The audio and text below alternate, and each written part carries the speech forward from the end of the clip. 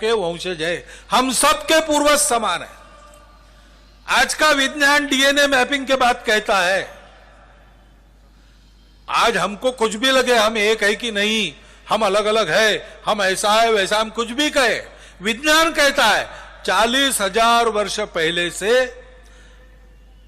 जो अखंड भारत था, काबुल के पश्चिम से चिंदविन नदी की पूरब तक